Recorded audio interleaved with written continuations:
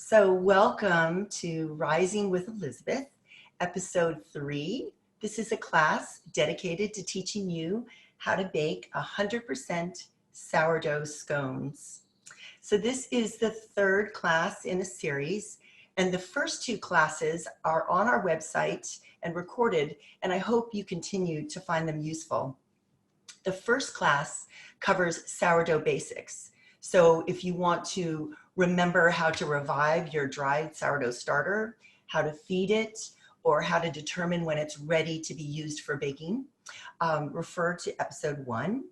And episode 2 will walk you through step-by-step process of how to bake a spectacular 100% sourdough loaf.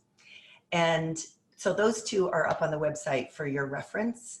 And I just want to thank all of you who have sent me photos of your first ever bread. I mean, it's just been incredible to see your success with our process and with our flours. So in this third class today, I'm going to be teaching you how to bake these amazing scones. And they are specifically designed to work with Honoré flour.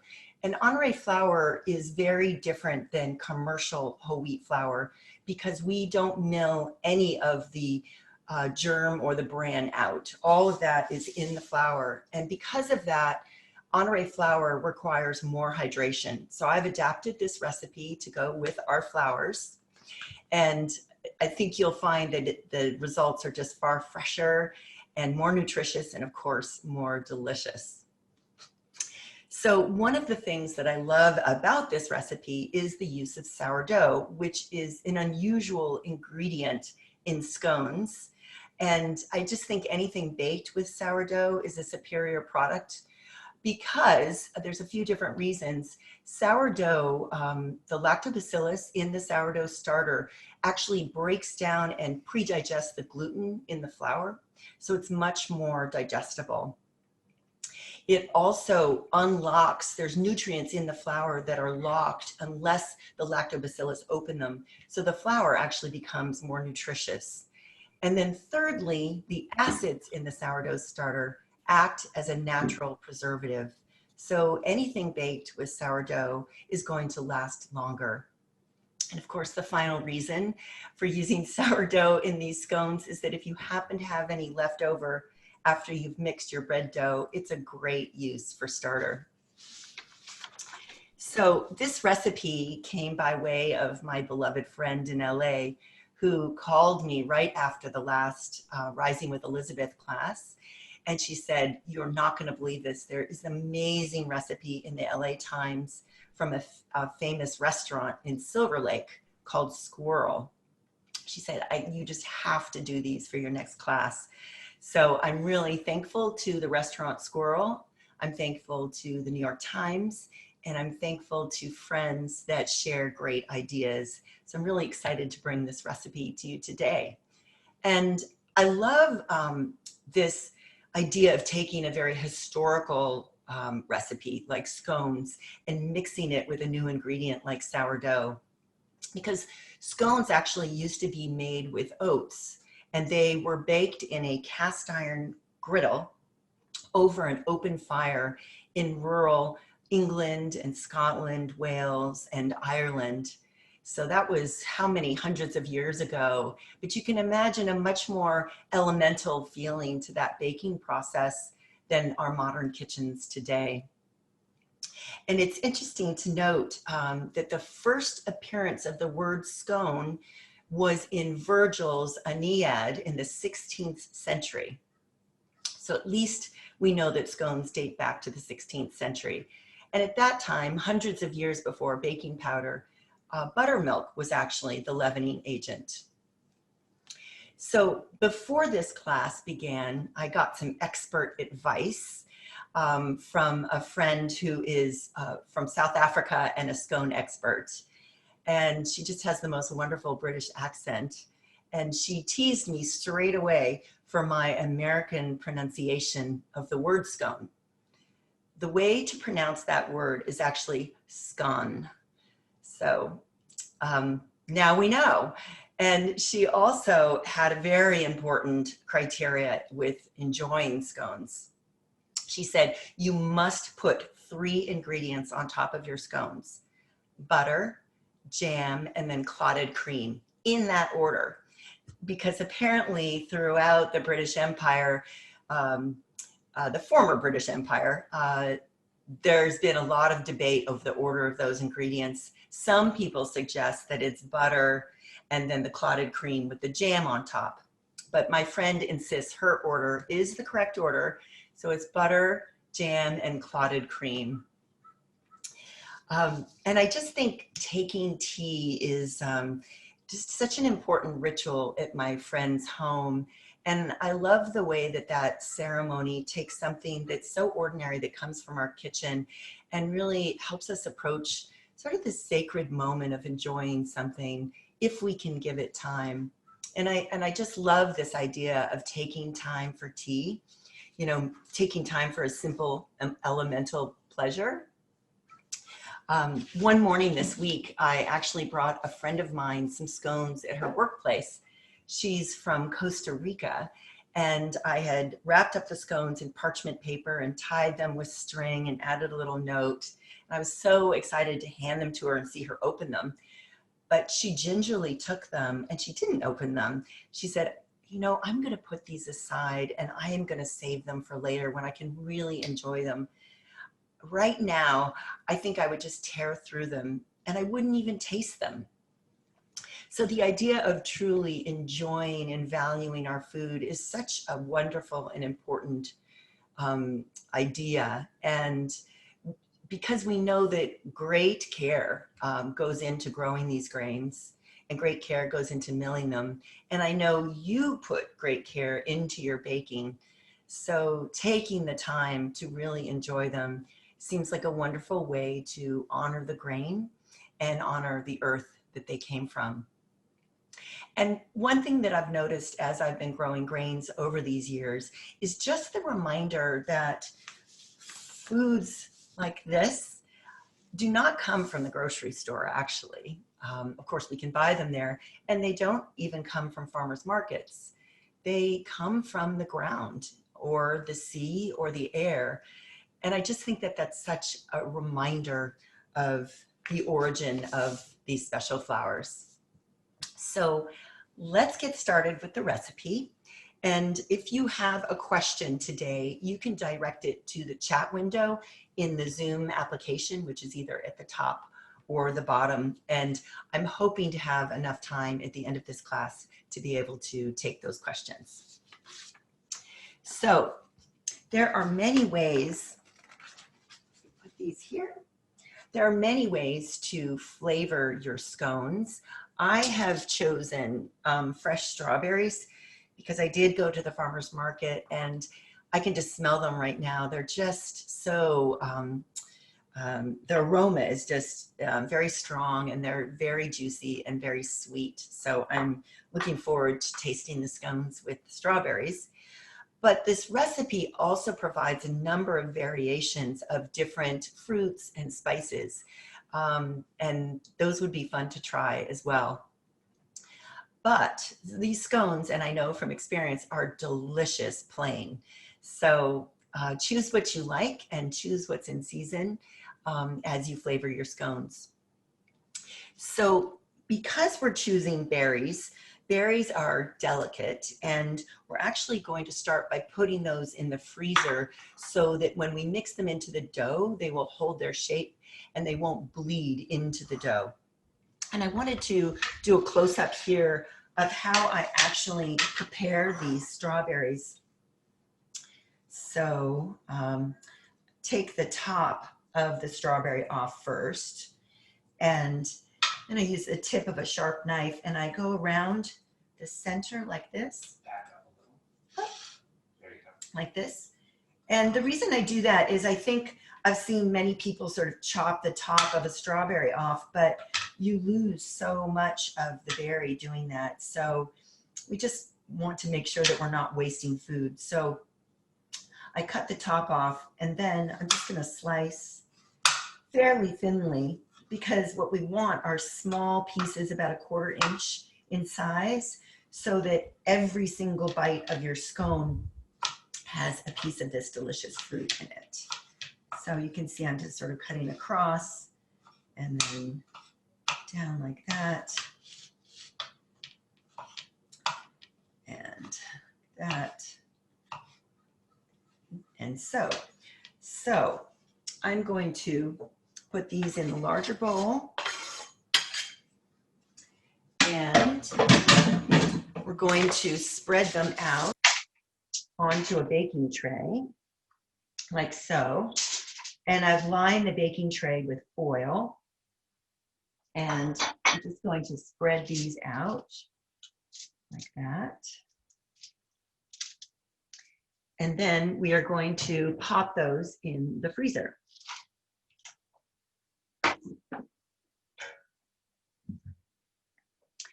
Okay, so while those are chilling, we are going to mix our dry ingredients. So I'm going to take a medium-sized bowl and I'm going to add, first of all, our Sonora flour, which is this light, buttery pastry flour that I just love.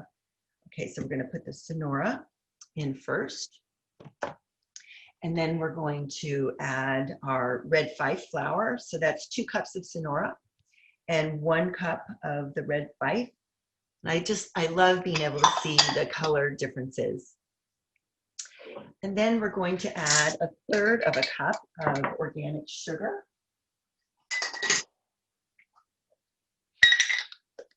And I try to buy my ingredients like baking soda, baking powder, salt, sugar. I try to buy those in bulk because first of all, they're less expensive, but also then you don't have the packaging waste. So next, we're going to add our baking powder, and it's 1.5 tablespoons.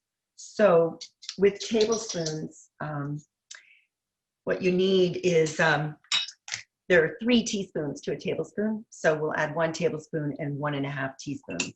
So I'm going to add 1 tablespoon baking powder, and then 1 teaspoon of baking powder, and then 1/2 teaspoon baking powder. Okay, and then next I'm going to add baking soda. And I like to put the baking soda through a small sieve because I don't know if you've ever had a baked good when you get a clump of that bitter baking soda. So this way we'll avoid any clumps in our baking soda. So it's just simple to push that through, and you can see there's a few little bits there, and you can just press those through with your finger. So let's see, and then we have salt, which is 1 teaspoon of salt. And then we are going to whisk all of these together, just like so. Great. Okay. And I've had some butter. It's really helpful to keep all of these ingredients. I've had some butter in the refrigerator for quite a while, so I'm going to take that out.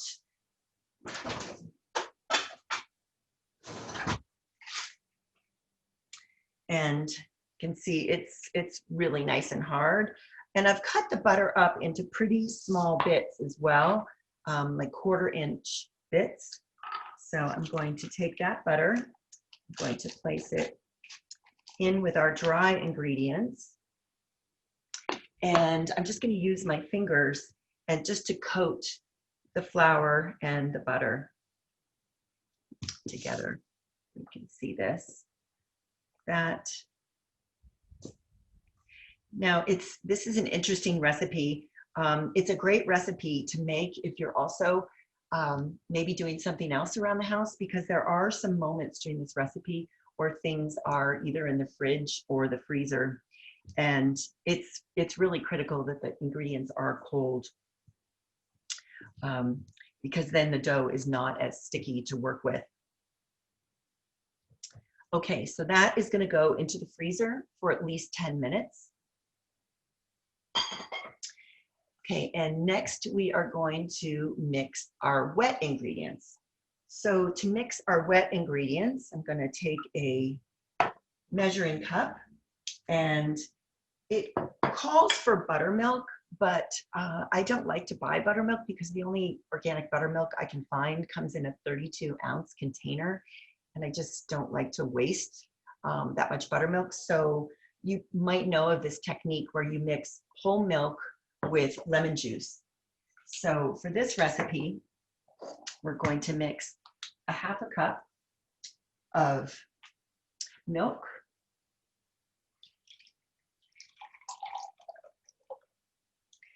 and then we're going to add 2 tablespoons of fresh lemon juice. And that should curdle pretty quickly.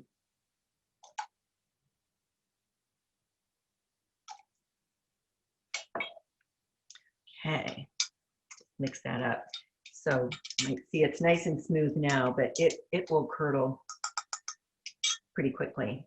So I'm going to set that aside for now. And then we're just going to take a larger glass measuring cup, and we're going to start with heavy whipping cream, which I have here. And my butter and whipping cream I get from a local source. And there's a couple of criteria that I look for. I always look for grass-fed cows, because anything you buy that where the cows have been fed in pasture is going to be more nutritious, including eggs. If you're using eggs, they're a lot more nutritious if the chickens are pasture raised. So, and with the butter that we used, I'm looking for a very high butter fat and low amount of water, and this creates a really great taste. So don't skimp on your butter. Make sure it's the highest quality as it is with your flour. So with the heavy cream, I'm going to add 1/3 of a cup of heavy cream. And I don't want to waste any of this great cream here. Okay, and then we're going to see how our buttermilk is doing. Yeah, it's nice and curdled now. So I'm going to add 3 tablespoons of buttermilk to the heavy cream.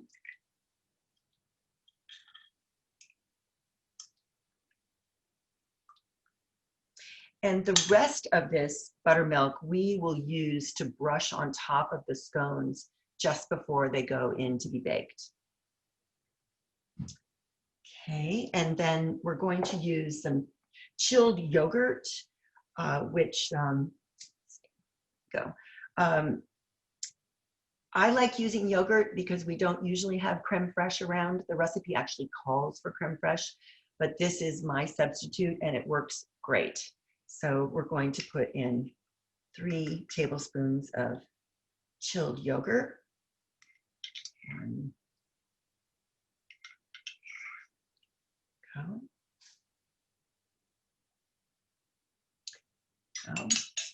Okay, and then we are going to put in our honey, which is right here. And there's a little technique with honey that if you get your hand a little bit wet, then you can actually touch the honey to get all of it out without having your hand get too sticky. Put in 2 tablespoons of honey. All right, that smells so good too.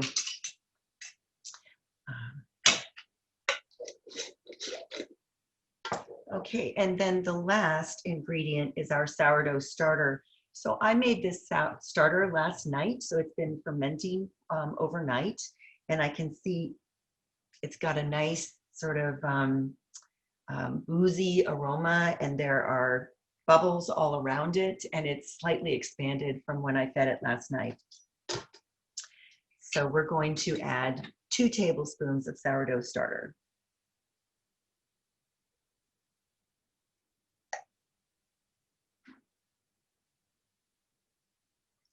Okay, so now have our wet ingredients put together. And then the last ingredient we're going to add is lemon zest, which goes really well with the strawberries. To zest my lemons, I use a microplane, and I like it because the zest that comes out of it is very fine, and it incorporates into the dough really well. So I'm going to go ahead and put my zest into wet ingredients. And now we're just going to mix these up.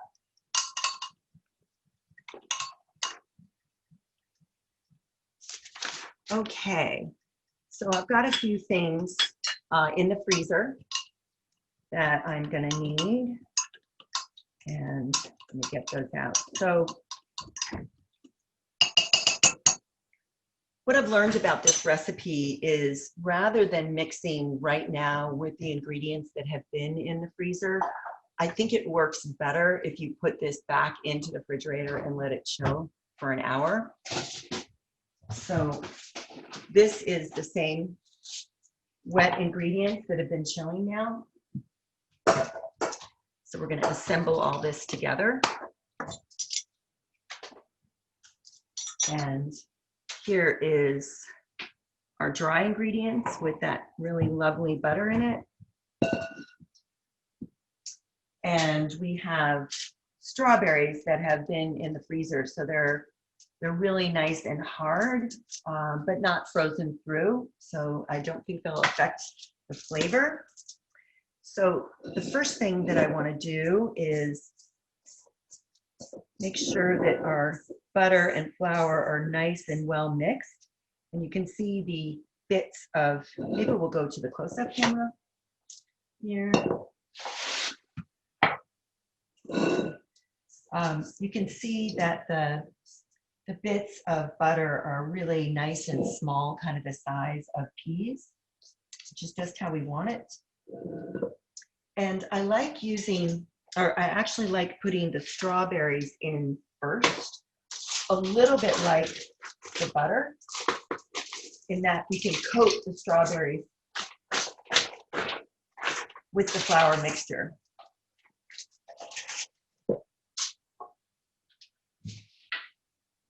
I'm just going to use my hands again to, let's see, there we go, to coat the strawberries. And this is all very cold right now. The flour was in the freezer with the butter, and the strawberry was in the freezer with the butter. And also our wet ingredients that we mixed have also been in the refrigerator chilling for about an hour. So I'm going to go ahead and add those. Just all these wonderful flavors of the buttermilk and the honey and the yogurt and the heavy cream. So now I'm going to put the stand mixer, if you can see that.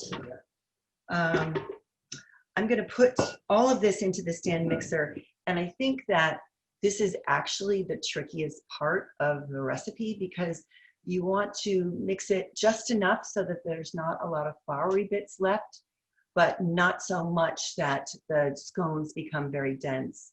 I think that that's one of the other distinctions of Honoré flour. It's so alive, you really don't need to handle it very much. Over handling it can create dense baked goods. So I think it takes only about 30 seconds in the mixer. So I'm going to be watching this very carefully to make sure that it's mixed just enough so that we can handle it, and there's not a lot of flour, but again, not over mixed. And again, I think it's about 30 seconds with the paddle attachment in the stand mixer. And you can certainly do this with a fork or by hand. Okay, I think that's it's enough. It's really a pretty quick process.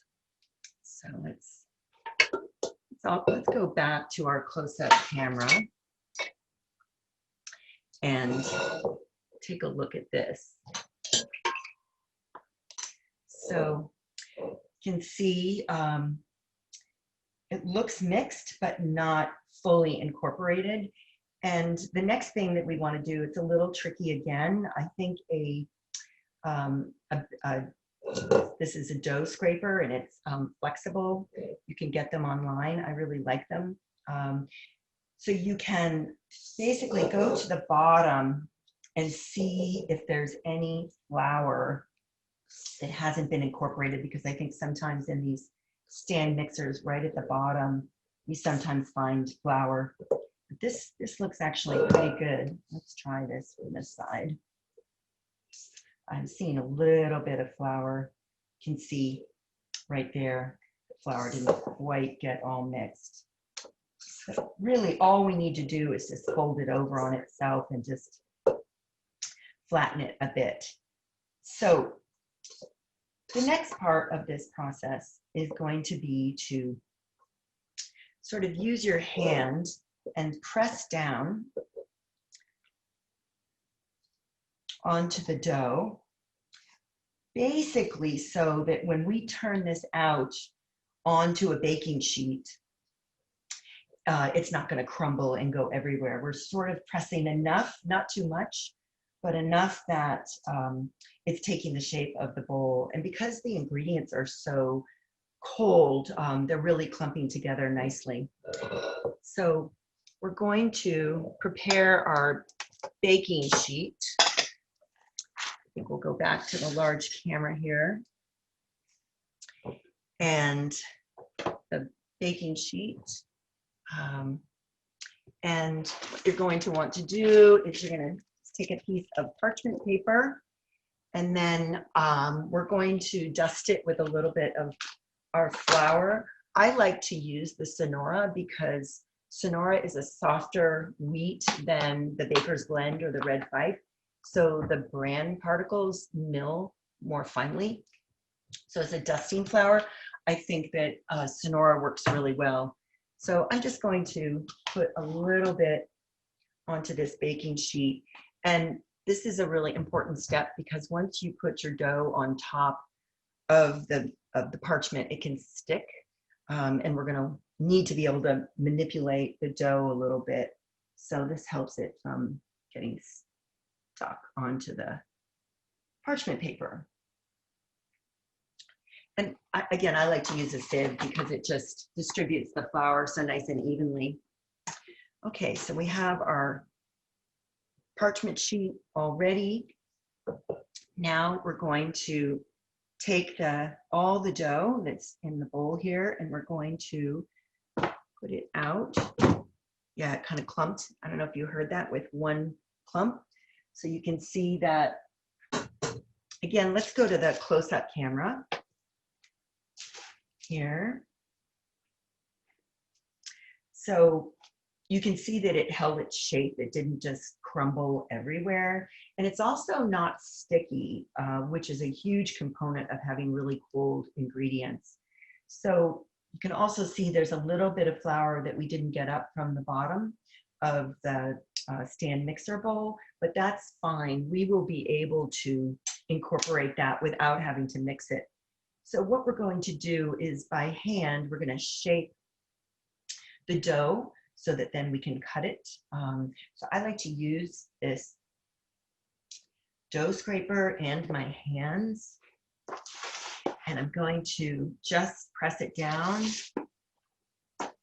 like so. We want about 7 inches in diameter and about 1.5 inches high. So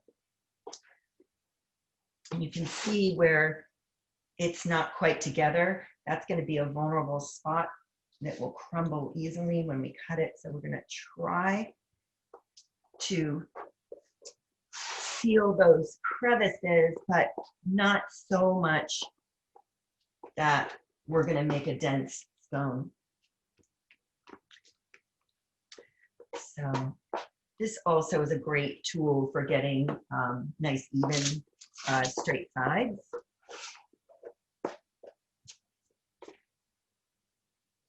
Okay. I really love the way that this dough feels. when it's cool. It's just, you can smell the strawberry still, and I can smell the lemon.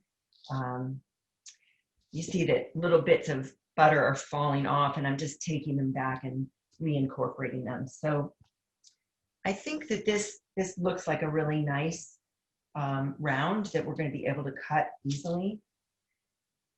In there. Okay, so using a chef's knife, which is usually has a long blade and it's quite wide, I find that that's easiest to be able to get through the dough. So we're going to be cutting this into eighths. So I'm going to just cut it across here. Yeah, and you can see how I'm sliding it across, because these will spread a little bit when they're baking. So we're going to want to pull apart the individual scones. I'm going to cut that in half. And I think it also helps, maybe you can hold the tip. This is sort of a fragile area of the scone when you're cutting through, and it can collapse.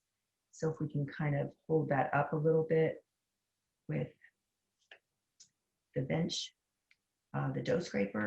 Yeah, I lost a little bit there. That's okay. I'm going to pull that apart, and then I'm going to pull this one apart. As I said, they will spread a little bit. Okay. Pulling that one out. Pulling this one out. Let's get around to the other side and tuck that little bit of butter in there. Okay. Yeah, and that flour is working nicely. And I don't know if you can see, there's a tiny bit of strawberry juice there, but just a small amount. So the freezing of the berries really is a great component of this recipe and technique. I'm just going to cut this last one here. Great. Okay. If you can kind of tuck these little bits back into the scones so that you're not losing any of this great dough. This is essentially what we are going for.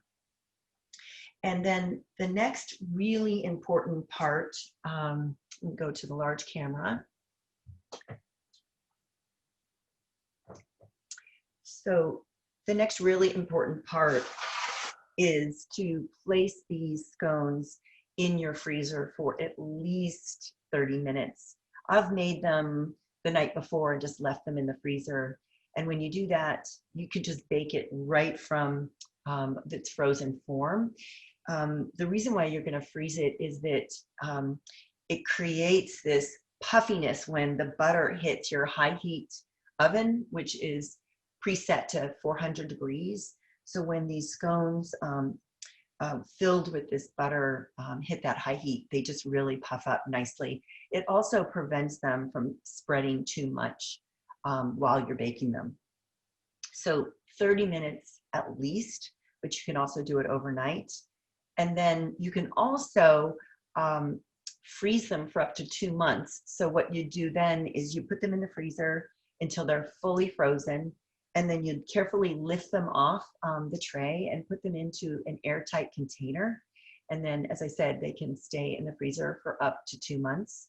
And then when you want to bake them, again, you'll do that right from its frozen form. So there we have our dough. And there's one more step that we need to do before. I've got some other scones that I made earlier this morning that are in the freezer. And we have one more step before we put them in the oven. Great. So here are some scones that I made earlier this morning. So the last step before baking is that we're going to go to our small camera again, and we're going to take our buttermilk, and we need a pastry brush. like so. So I've got my buttermilk here and a pastry brush. And then I also have demerara sugar, which is this, I love the smell of it. It's almost a little bit like brown sugar, but it's got a nice texture to it, a little coarser, and it gives it a nice crunch on top of the scones. So what I'm going to do is, you can see this buttermilk now is really nice and curdled because I'm getting chunks onto my, curdled chunks onto my brush. So what I'm going to do is I'm just going to brush the top of each of these scones with the buttermilk.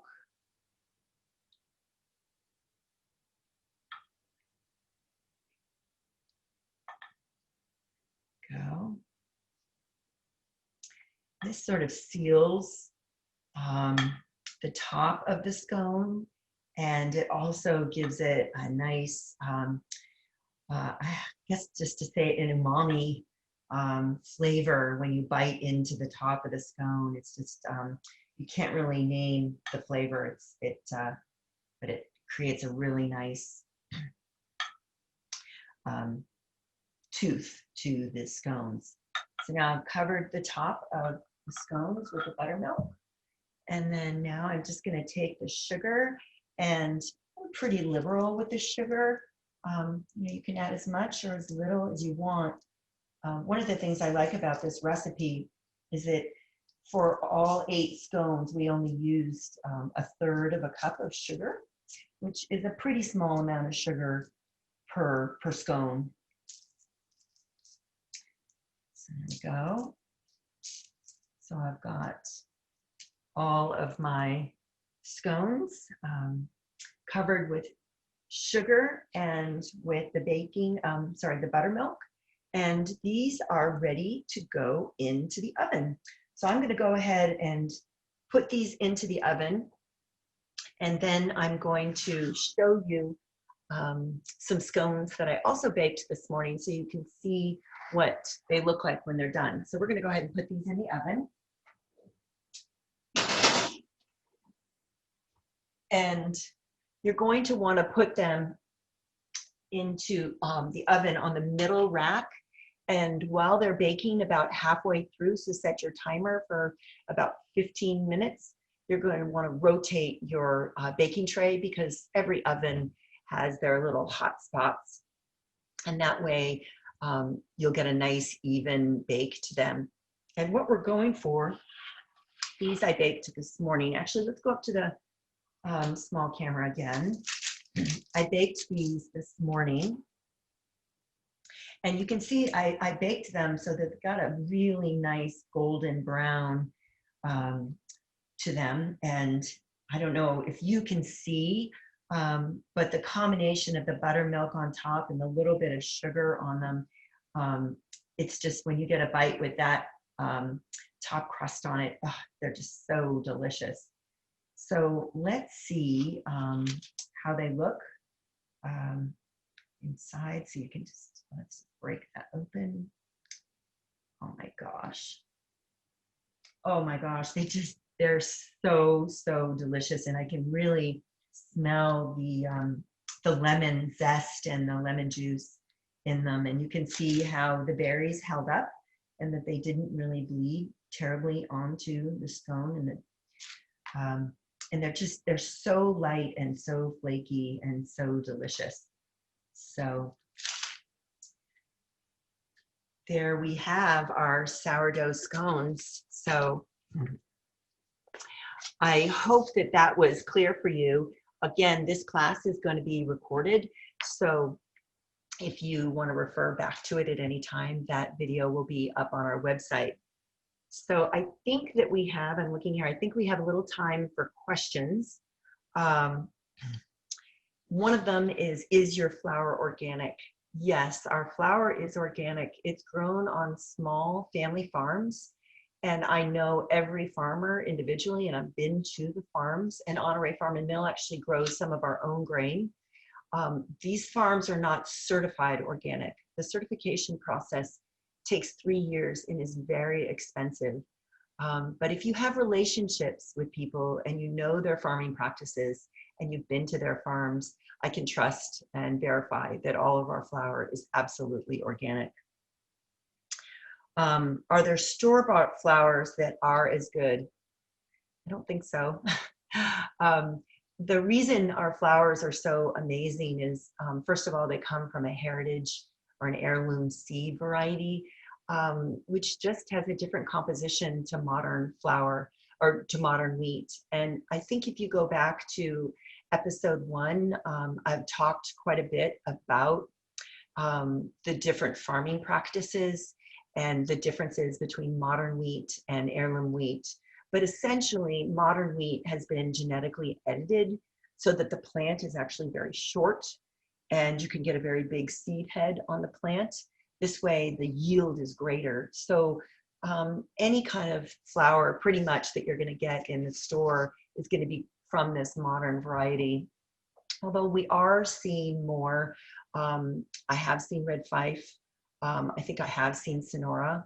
But I would say the difference between that flour and our flour is that each time that you order our flour, it will be milled fresh. And the freshness of the flour actually matters quite a bit in terms of the taste and the aroma and the nutrition, surprisingly.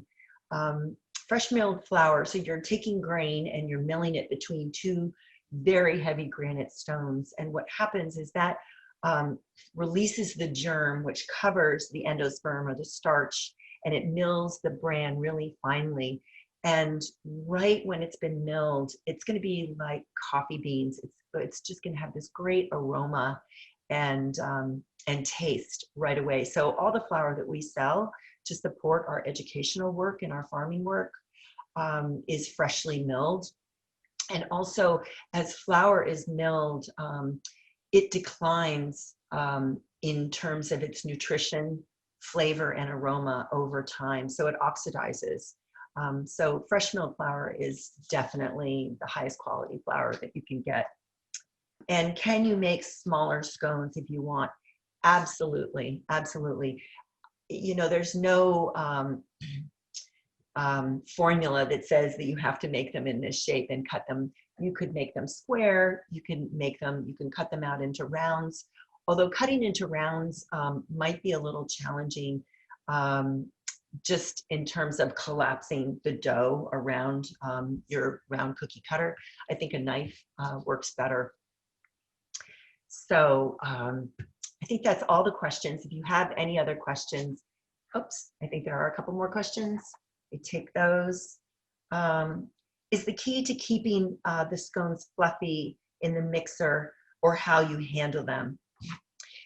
You don't necessarily need a mixer. You can just use a fork to mix the ingredients. It's mostly over mixing and then how you handle it. Again, the more gentle you are, the fluffier they will be. And what kind of yogurt, is Greek yogurt okay? I think so. Again, with my dairy products, I always buy a yogurt from grass-fed cows because it's just so much healthier. Cows were meant to eat grass, you know, not corn and other things. So I really recommend getting grass-fed dairy products. So I purchased one called White Mountain that is an organic yogurt, and it's got a nice consistency. But any organic grass-fed yogurt will work. Yes, and can you mix by hand if you don't have a mixer? Absolutely. Mixers are a fairly new invention in the world of baking. So anyway, I think that that is all of our questions. And I just want to thank you for being with us today. And I also want to encourage you to support the work of Honoré Farm and Mill. We are working actively to build up our local grain economy, which was decimated about 100 years ago when Big Ag came in, and we lost a lot of infrastructure and we lost a lot of knowledge during that time. So Honoré Farm and Mill is really dedicated to rebuilding that local grain economy so that we can deliver fresh milled flour to people in different areas. This is happening all over the country. And as we can see during the pandemic, it was hard to get big ag flour, but it was really these small growers that stepped up and got flour to people that were interested in baking. So rebuilding these local grain economies is just so important. And also one of the things that we're doing on our field up in Healdsburg is that we're growing some heirloom, very rare varieties. The one that we're growing this year is called Honoré, and it's from the Masada Fortress in Israel. And it was discovered by an archaeologist in the 1940s, but it was buried in the year 74 AD. So that grain had been buried and completely shut off from the air for almost 2,000 years. And as far as I know, we might be the only ones propagating or creating more speed from this rare variety. It was in a seed bank, and the farmer who gave it to me started with only 40 seeds. And this year we had about 13 pounds after farming it last year, and we're hoping for about 150 this year. So bringing back these old heirloom grains is also something that's important as our world gets hotter and that we have genetic diversity to work with. So I really hope that you'll go onto our website and make a donation. We'll also be sending a survey after this class, and I'd really appreciate it if you could fill out that survey. It's important information for us. And you'll see there's a option if you're interested in learning about our Crop Adopt program. This is a way to donate directly to the work that we're doing in the field and the experiential education and all the resources that go into bringing back these old, very rare varieties of wheat. So thank you so much. And I hope you all take time for tea today and you have just a really wonderful sacred moment and an enjoyable moment where you can really taste every bite of your scone. And send us your photos because we'd love to see those. So again, thanks so much. See you next time.